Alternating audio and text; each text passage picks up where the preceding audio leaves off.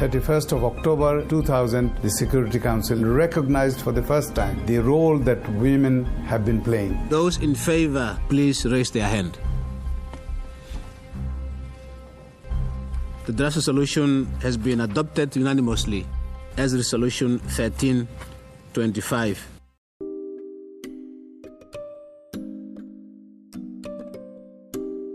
On 31st of October 2000, the United Nations Security Council unanimously passed Resolution 1325, formally recognizing the Women, Peace and Security Agenda, the impact of conflict on women, and the significant role women play in conflict prevention, resolution, and post-conflict reconstruction. Since then, 9 further Security Council resolutions have been adopted, addressing women's active and effective participation and the prevention of conflict-related sexual violence. The Women, Peace and Security Agenda, popularly abbreviated as WPS, is underlined by 4 pillars: participation, protection, prevention, relief, and recovery. Today, 32 African countries have adopted national action plans to implement WPS.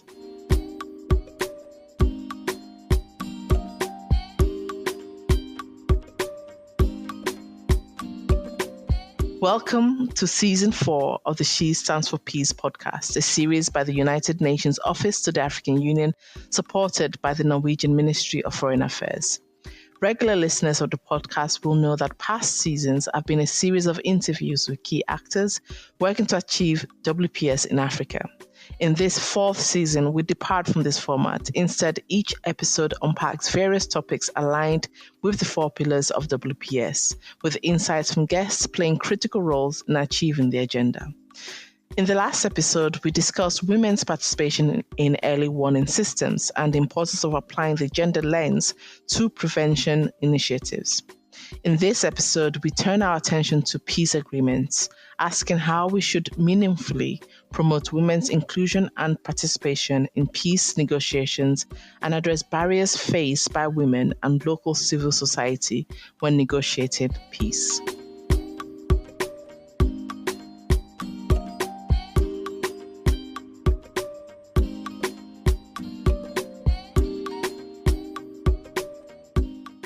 The United Nations Secretary General, in his October 2022 annual report on women, peace and security, reported that 2021 saw women participate as conflict party negotiators or delegates in all UN-led or co-led peace processes.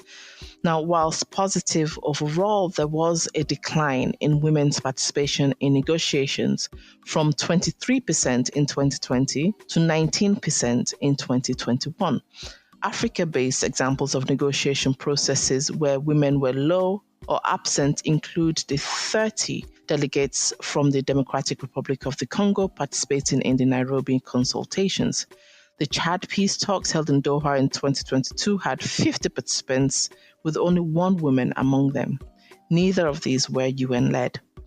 Regarding provisions in peace agreements, referencing women, girls, and gender in agreements increased from 26% in 2020 to 36% in 2021. Again, whilst positive, it is still far from the average point. In the last episode, we discussed the importance of engaging local communities in early warning systems.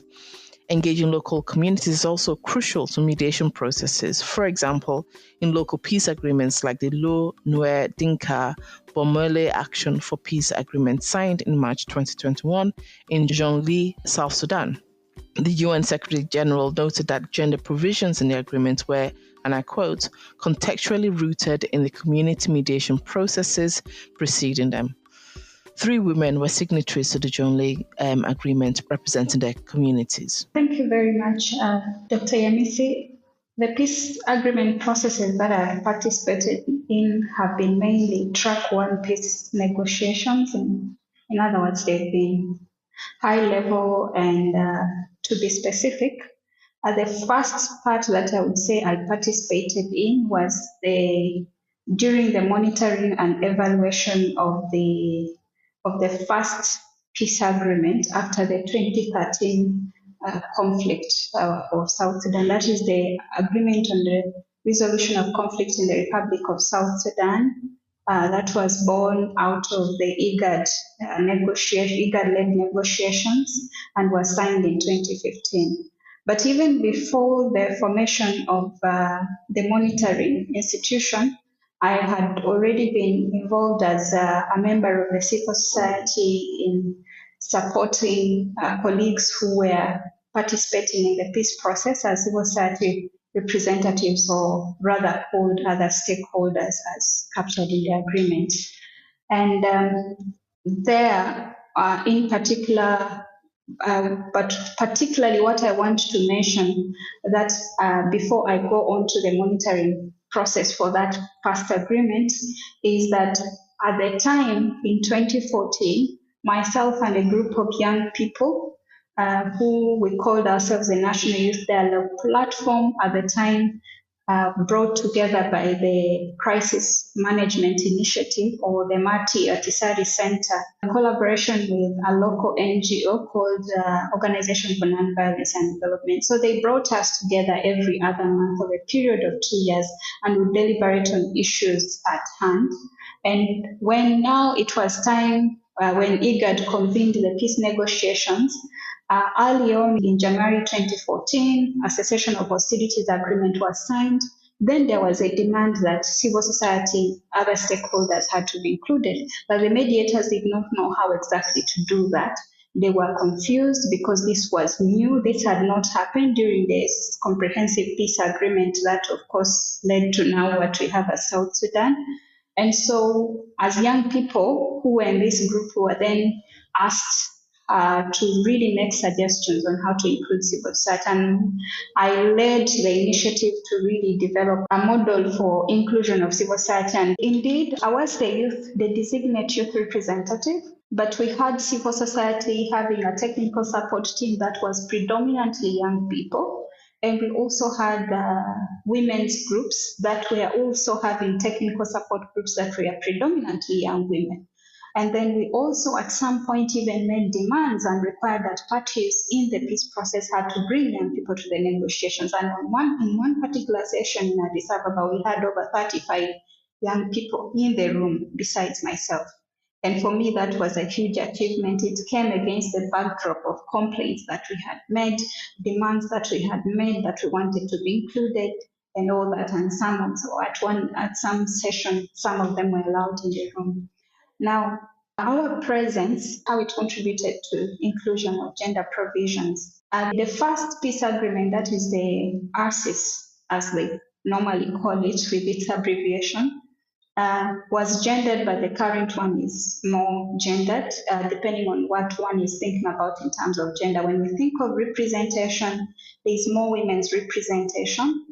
We blundered a bit, of course, but at least now the other one we talked of 25% affirmative action representation. This one is talking about 35% affirmative action representation, which came out of a really heated debate that was pushed by young women who were in the room, including myself and another one representing the Women's Coalition and several others who were not even young women.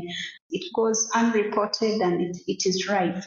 There's still compensation, blood compensation, and it's often girls that are used. For example, in Eastern Equatoria, according to recent research that I even saw, one reported as a female researcher by a media house did research recently, and there's still blood compensation, and it's girls who often end up being used in the blood compensation. And so the RRCs, yes, it gets us into rooms, of course, to speak, but it does not stipulate that we can actually formulate all these laws. But we've taken initiative because now there's the GBV bill that is being pushed for. And once that is passed into law, it will get us into a better place.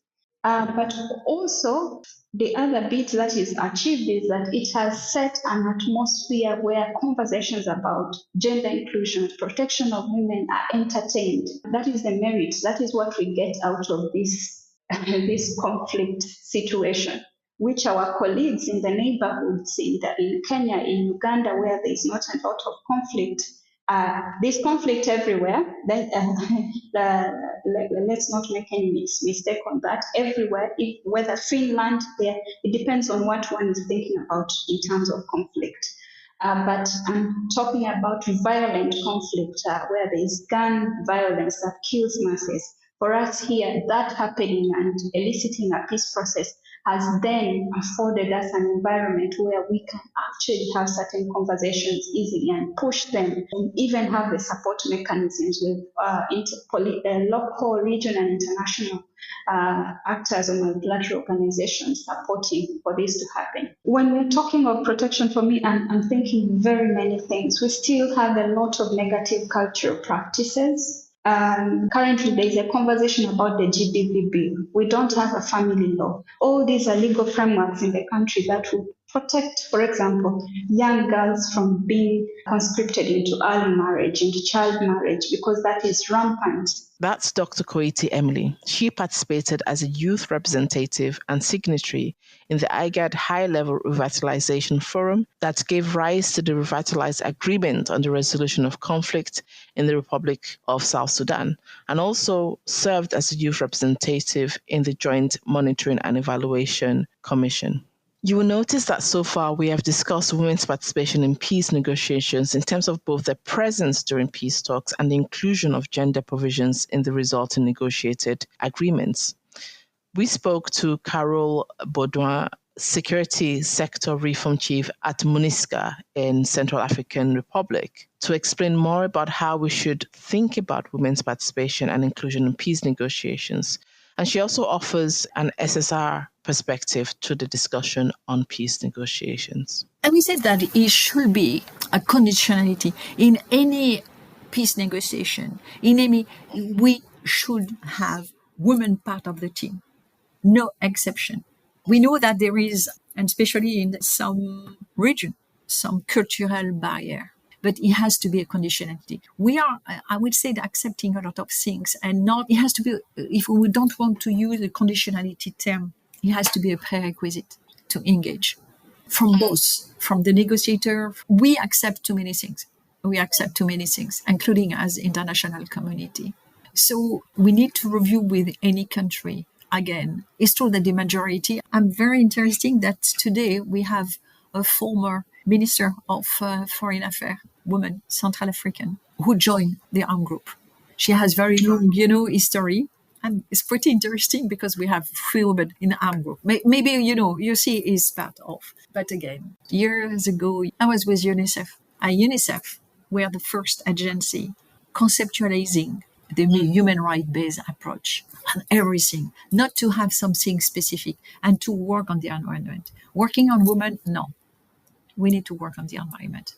I believe that we have the tendency to have some segment, and is only on SSR. SSR is just a component. And as I said, and it was exactly my point, is not women, peace and security and something apart. It has to be, it has to be globally. And I would say the security will pass first with the access, equity on everything. This is really the security. Is really the security. It's not something different. We still need to have this discussion with the member state. We still need to have the discussion within the different institutions. But I would say that we need to avoid to give the perception that woman is a kind of exception, is a normality.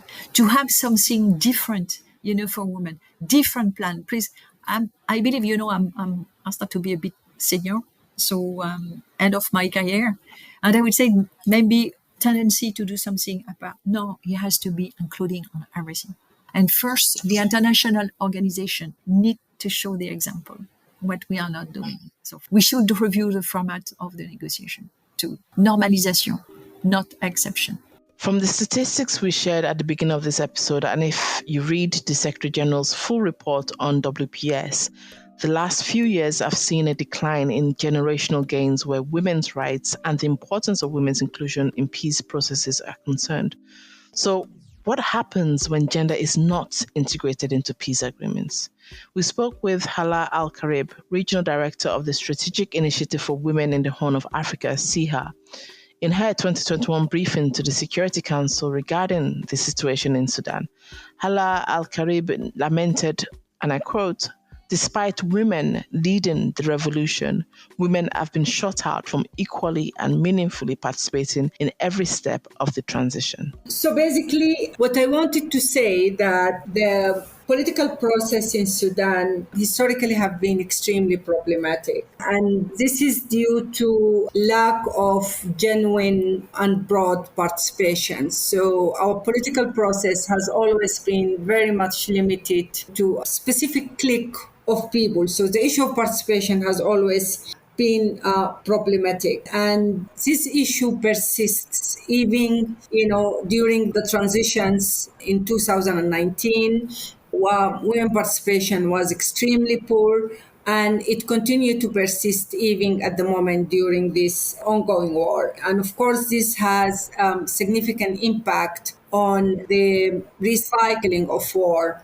And, the elites in Sudan, they often speak about civilian governments, but they are not prepared to consider, what does it take when we speak about civilian governments. This is basically leading to a systemic exclusion, not only of women, but also of other groups within Sudan.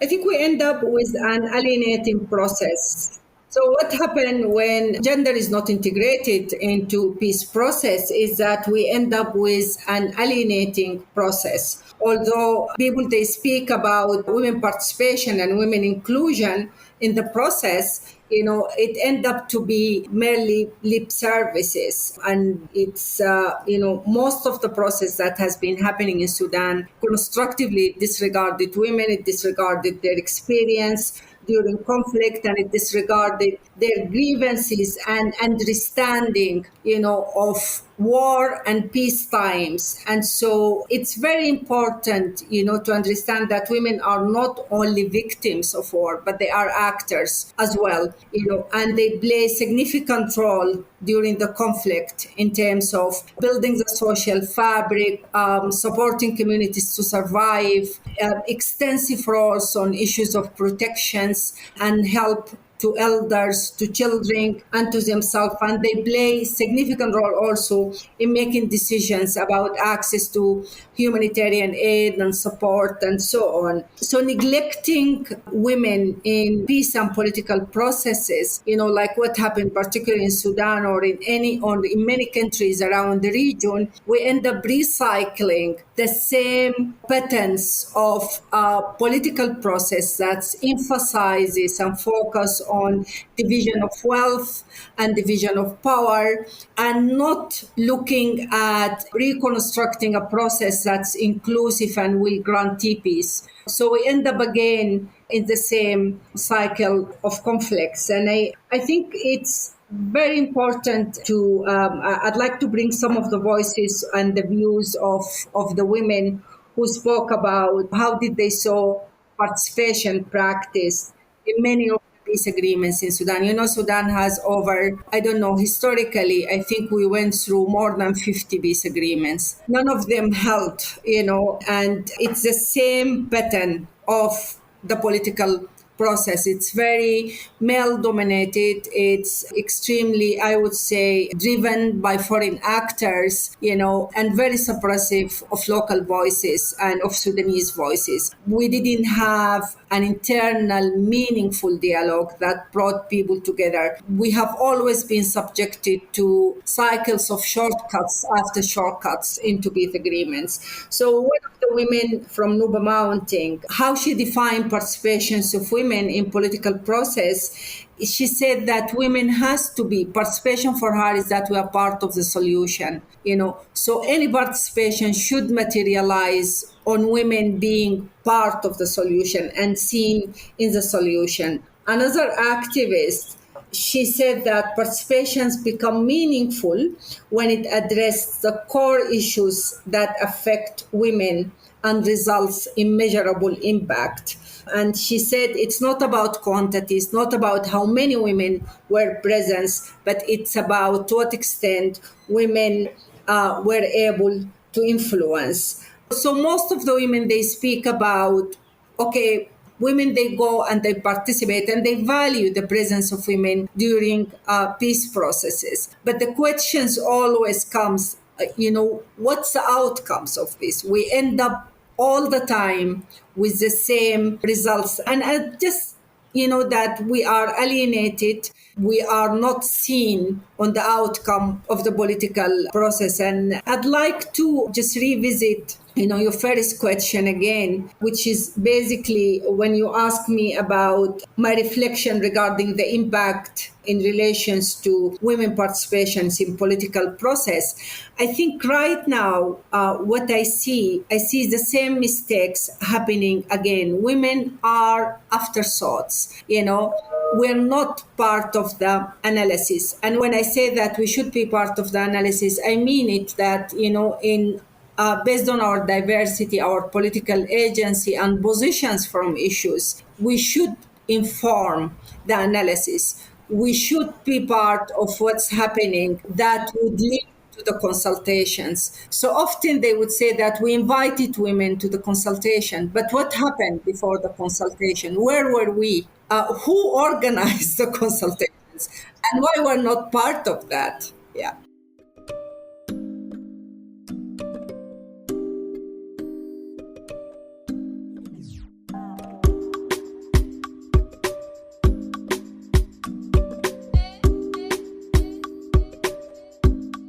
That's it for this episode of She Stands for Peace. Next time, we take a closer look at the role young women play in peace building. Until then, stand for peace with Africa's Women, Peace and Security Agenda.